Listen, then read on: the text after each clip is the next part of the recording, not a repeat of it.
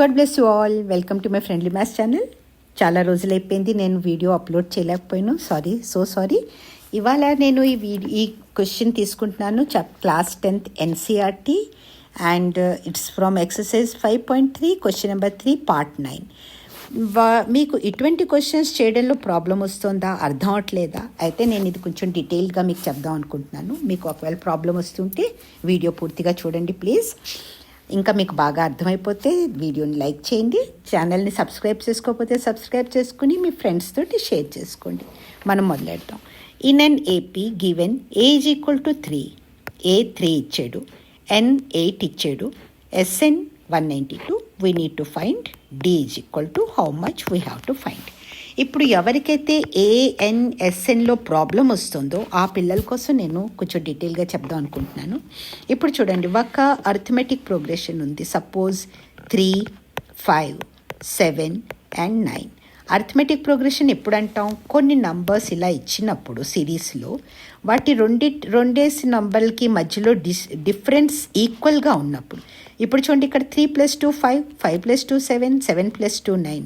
అన్నిటికీ మధ్యలో డిఫరెన్స్ ఎంత వస్తుంది? 2 వస్తుంది. కాబట్టి ఇది ఒక ఏపీ అవుతుంది.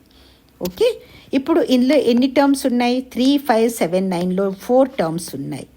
ఓకేనా, 4 ఉన్నాయి. కాబట్టి ఈ 4 ఏంటవుతుందంటే ఇది ఎన్ అయిపోతుంది.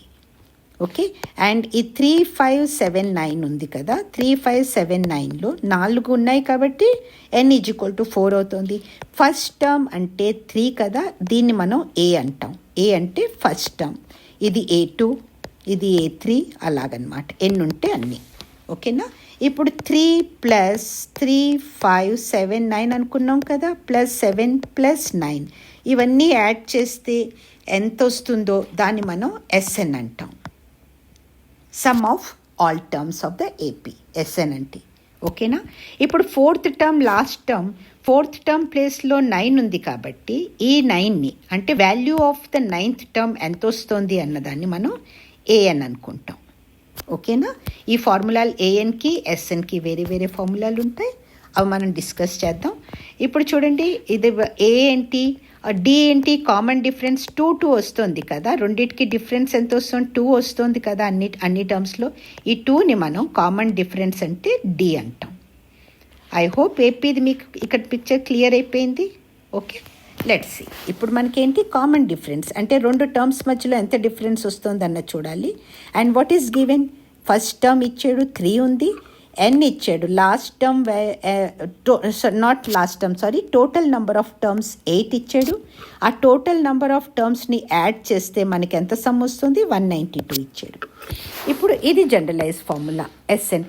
ఇక్కడ మనకి డిఏ కావాలి కాబట్టి ఇంకా ఏఎన్ మనం క్యాలిక్యులేట్ చేయక్కల్లా. అంటే ఈ 8 టర్మ్స్లో ఎయిత్ టర్మ్ వాల్యూ ఏంటో మనం క్యాలిక్యులేట్ చేయక్కల్లా. ఇప్పుడు ఏంటి? S N is equal to n/2 into 2 into A plus n - 1 into D. ఇది ఫార్ములా అనమాట. ఓకే, ఎన్ ఏంటి? టోటల్ నెంబర్ ఆఫ్ టర్మ్స్ ఇచ్చాడు, 8 ఇచ్చాడు. సో ఈ n ప్లేస్లో ఇక్కడ 8 పెట్టేసాం.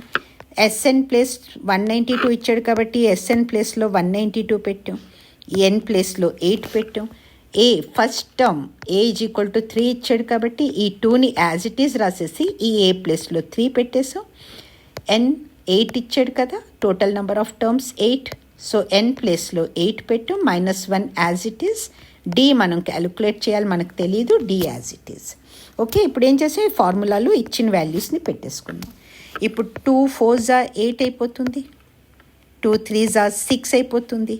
8/2 is equal to 4, 2 3s 6, 8 - 1 is equal to 7 and 7 into d bracket అంటే multiplied by 7 into d is equal to 7d. ఓకేనా, ఇప్పుడు ఇది 4 ఇక్కడ మల్టిప్లైడ్ బై ఉంది, బ్రాకెట్ అంటే మల్టిప్లికేషన్. 4 ఇక్కడ మల్టిప్లైడ్ బై ఉంది. ఈ 4ని మనం ఏం చేస్తాం? ఇటు తీసుకొస్తే అది డివైడెడ్ బై 4 అయిపోతుంది. ఎందుకు అవుతుంది డివైడెడ్ బై అంటే? జనరల్గా మనం ఏం చేస్తాం? బోత్ సైడ్స్ 4తో డివైడ్ చేస్తాం. ఈ 4 క్యాన్సిల్ అయిపోతుంది. ఇక్కడ 192/4 మిగులుతుంది మనకి. సో 192/4 ఈజ్ ఈక్వల్ టు ఈ 4 క్యాన్సిల్ అయిపోయింది కదా. ఇక్కడ 6 + 7d ఉంది, 6 + 7d. ఇప్పుడు 192ని 4తో డివైడ్ చేస్తే 4 4s 16, 19 - 16 3 మిగులుతుంది. 2ని కిందకి తెస్తే 32 అవుతుంది. 4 8s 32. 48. మీకు ఇలా చేసుకోవడంలో ప్రాబ్లం అయ్యి మిస్టేక్స్ అయ్యే ఛాన్సెస్ ఉంటే మటుకు తప్పనిసరిగా మీరు ఈ డివిజన్ చేసుకోండి, కానీ మిస్టేక్స్ చేయకండి. ఎందుకంటే మిస్టేక్స్ చేస్తే నా మార్క్సే కట్టిపోతాయి. So 4 4s are 16. 19 minus 16, 3. When you bring this 2 down, it will be 32. And 4 8s are 32. So we will be getting 48. ఓకేనా? ఈ 192/4 ప్లేస్లో మనం 48 రాసేసుకున్నాం. ఈజ్ ఈక్వల్ టు 6 + 7d మిగులుతుంది.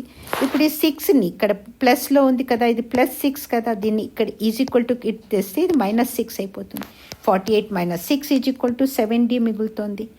And 48 - 6 is equal to 42 is equal to 7d. ఇప్పుడు మనకి D A కావాలి అంటే మళ్ళీ మనం 7తో డివైడ్ చేస్తాం బోత్ సైడ్స్. ఈ 7 7 క్యాన్సిల్ అయిపోతుంది, ఇక్కడ డి మిగులుతుంది. D is equal to 42/7 is equal to 7 6 are 42 కాబట్టి that is equal to 6. Therefore D is equal to 6 is the answer. I hope ఈ వీడియో మీకు బాగా అర్థమైంది, అన్నీ తెలిసి you can easily do it. And మీకు ఇది యూస్ఫుల్ అనిపిస్తే ఈ వీడియో ప్లీజ్ లైక్ చేయండి, ఇంకా ఛానల్ని సబ్స్క్రైబ్ చేసుకుని మీ ఫ్రెండ్స్తో షేర్ చేయండి. Thank you so much for watching and all the very best.